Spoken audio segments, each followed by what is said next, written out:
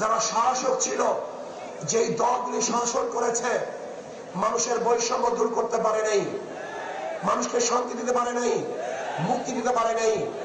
আবারও বৈষম্য দূর করার জন্য আপনারা জানেন 2024 জুলাই আগস্টের আন্দোলনে মানুষ আবারও জীবন দিয়েছে, রক্ত দিয়েছে। মানুষ, হাজারো মানুষ বন্ধুত্বতা গ্রহণ করেছে, অন্ধ হয়েছে, বিকলাঙ্গ হয়েছে। ভেবেছিলাম এবার বৈষম্য দূর হবে, চাঁদা মুক্ত দেশ পাবো, মানুষ শান্তিতে বসবাস করতে পারবে। কিন্তু আমরা কি দেখলাম? 2024 জুলাই আগস্টের আন্দোলনের পরে আবারও খুন, খারাপি, ধর্ষণ, অবিচার, চাঁদাবাজি, জুলুম, অত্যাচার। মানুষ শান্তিতে নাই, মানুষ মুক্তি পায় নাই, চাঁদা মুক্ত দেশ গঠন করতে পারে নাই, আমার মা বোনদের ইজ্জতকে রক্ষা করতে পারে নাই, ব্যবসায়ীদেরকে ব্যবসা করার সুযোগ করে দিতে পারে নাই। আজও বাংলাদেশের হাজারো গরিব না খেয়ে ধুকে ধরে মরছে। আজকে আমাদের বাংলাদেশের মেয়েরা ইজ্জতহানি হচ্ছে। আজকে ব্যবসায়ীরা ব্যবসা করতে পারছে না চাঁদাবাজির কারণে। এই দেশ আমরা চাই নাই, এর জন্য আন্দোলন করি নাই, সংগ্রাম করি নাই। ইনশাআল্লাহ আগামীতে একটা আন্দোলন হবে, যে আন্দোলন হবে চাঁদা মুক্ত আন্দোলন, জালেম মুক্ত আন্দোলন, ধর্ষণ মুক্ত আন্দোলন। সমাজের চালন থেকে বাংলাদেশ উৎখাত করতে হবে ইনশাআল্লাহ। আমরা কি চাই? আগামীতে ইসলাম হুকুমত কায়েম করতে চাই, ইসলাম হুকুমত কায়েম করতে চাই।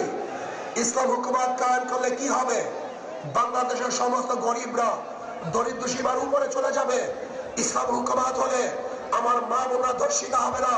ইসলাম হুকুমত হলে খোলা আকাশের নিচে বাংলাদেশের একজন নাগরিক আর ঘুমাতে হবে না। যদি ইসলাম হুকুমত হয়, বস্ত্রহীন একটা মানুষ বাংলাদেশে থাকবে না। যদি ইসলাম হুকুমত হয়, কেউ খাবে কেউ খাবে না, এইটা থাকবে না। কেউ 10 তলায়, কেউ 20 তলায়, এই বৈষম্য থাকবে না। আমাদের বাংলাদেশের প্রত্যেক নাগরিকের অধিকার ফিরিয়ে দেওয়া হবে, সাম্যতা হবে, মানবিক মর্যাদা প্রদান করা হবে, ন্যায় বিচার প্রতিষ্ঠা করা হবে ইনশাআল্লাহ। ইসলাম হুকুমত হয়, বাংলাদেশের একটা টাকাও বিদেশে প্রচার হবে না। আমি আশা করি ইনশাআল্লাহ আগামী নির্বাচনে মানুষ 2 ভাগে ভাগ হয়ে যাবে। একদল মানুষ ইসলামের পক্ষে, একদল মানুষ ইসলামের বিপক্ষে। কেউ দেশের পক্ষে, কেউ ভারতের পক্ষে। আপনি ইসলামের পক্ষে থাকতে চান না বিপক্ষে থাকতে চান? আপনারা ভারতের পক্ষে থাকতে চান না বিপক্ষে থাকতে চান? তাহলে আসুন আজকের থেকে আমাদের আন্দোলনে ঝাঁপিয়ে পড়তে হবে। প্রত্যেকটা ঘরে ঘরে যেতে হবে, ইসলামকে বিজয় করার জন্য চেষ্টা করতে হবে। যদি ইনশাআল্লাহ আমরা ঐক্যবদ্ধ থাকি, আমি অনেক আগেই বলে দিয়েছিলাম, আপনারা যদি ঐক্যবদ্ধ থাকেন, অবশ্যই ইনশাআল্লাহ আগামীতে ইসলাম ক্ষমতায় যাবেই যাবে, কোনো সন্দেহ নাই।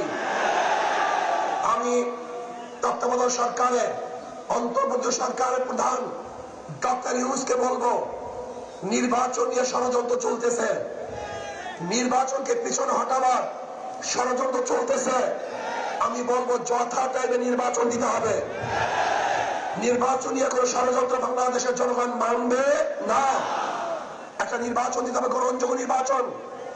যে নির্বাচনে সবাই অংশগ্রহণ করবে, সবার অধিকার সমান থাকবে, কোন গুন্ডা থাকবে না, মাস্তান থাকবে না, ভোট দখল চলবে না, কেন্দ্র দখল চলবে না, কাউকে হুমকি ধুমকি দেওয়া চলবে না।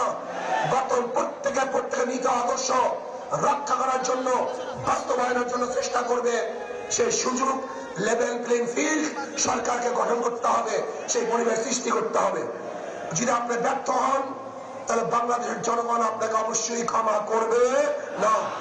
আসুন আমরা সম্মিলিতভাবে আগামী ইসলাম হুকুমত কায়েম করার জন্য আমাদের যা কিছু আছে সব নিয়ে ঝাঁপিয়ে পড়বো। অবশ্যই ইনশাআল্লাহ ইসলাম বিজয় হবে। এদেশের চাঁদাবাজরা আর বিজয় অর্জন করতে পারবে না। আমার আলাইনা ইল্লাল বালাগ। আসসালামু আলাইকুম ওয়া রাহমাতুল্লাহি ওয়া বারাকাতুহু।